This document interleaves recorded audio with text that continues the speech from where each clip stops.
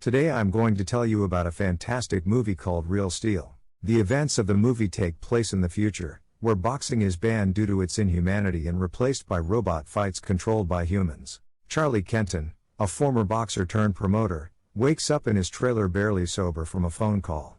Bill, a gruff voice, demands his debt to be paid. Children approach the trailer and ask to see a fighting robot and take pictures. Charlie demands money in return.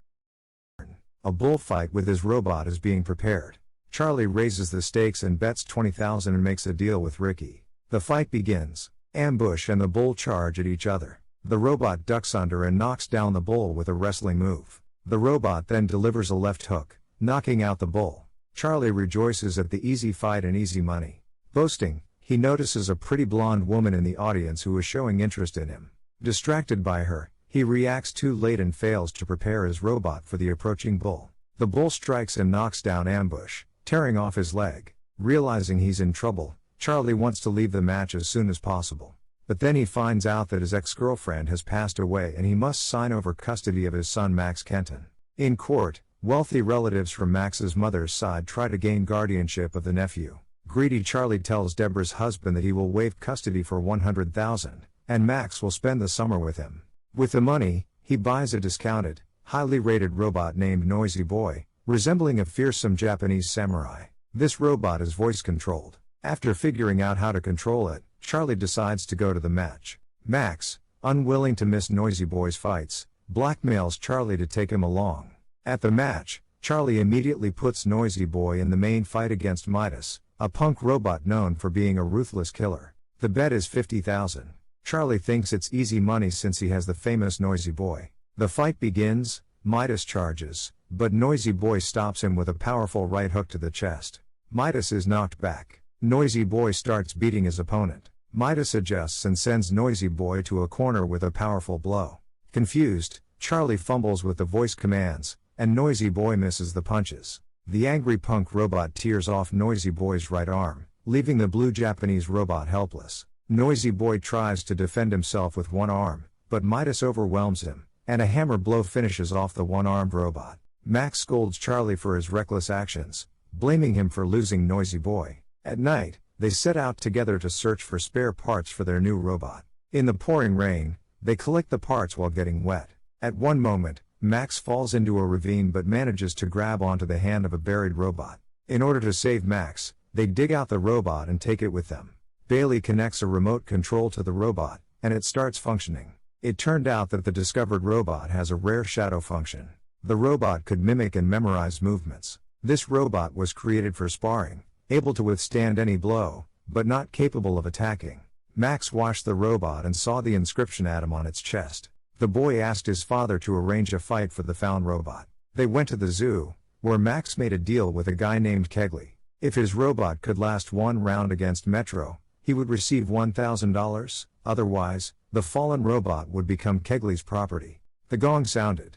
The ugly robot Metro pressed Adam's leg with his foot and started hitting him with a sledgehammer. Little Adam took a lot of hits but managed to endure and occasionally dodge the attacks. There were 20 seconds left until the end of the round, but Metro delivered a devastating blow with the sledgehammer, and Adam fell.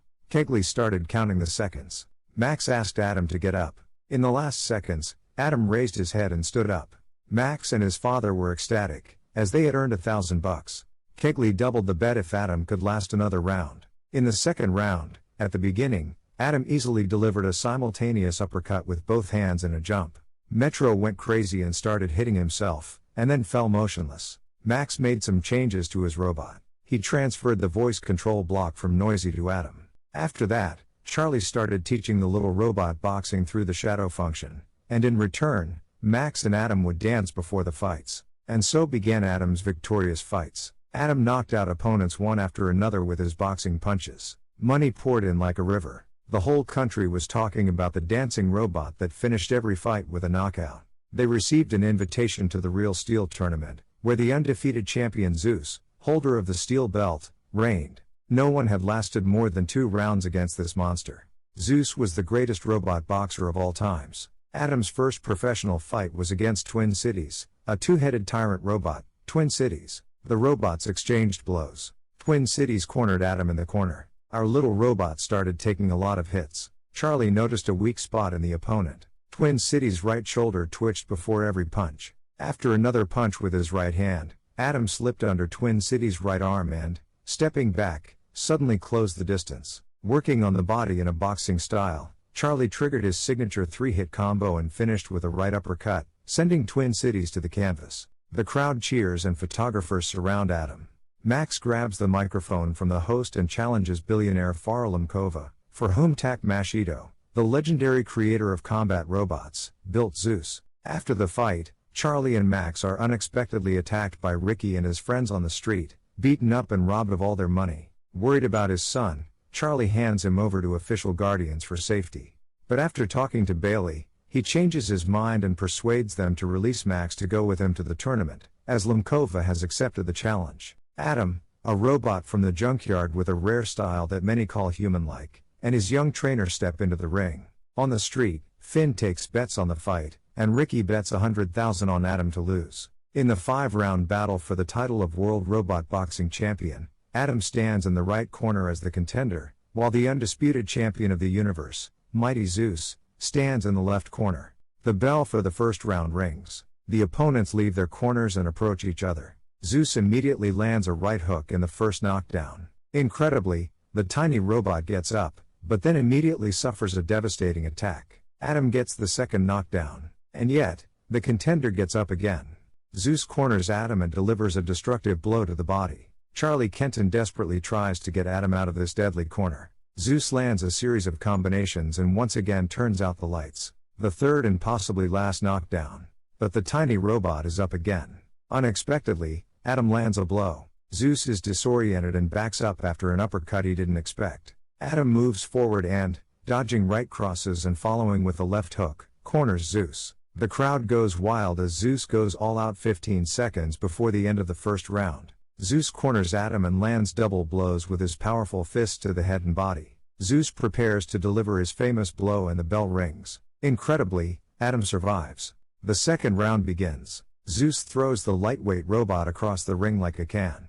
Kenton guides his robot through a series of straight rights to the champion's head. The third round. Close combat ensues, where every blow could be the last. Metal crushes metal. Steel hits steel. It's a battle. Adam falls into another knockdown, but he has already become a hero. And yet, Adam stands up again. It's halfway through the fourth round, and Zeus clearly intends to finish it. Adam can barely stand. He's obviously disoriented. The voice control has died. The little guy isn't responding to commands. The round ends. Max disables voice control and convinces Charlie to fight Zeus through Adam's shadow function. The final round begins. Charlie fights alongside the shadow near the ring. But even this doesn't bear fruit. Adam is on the ropes again.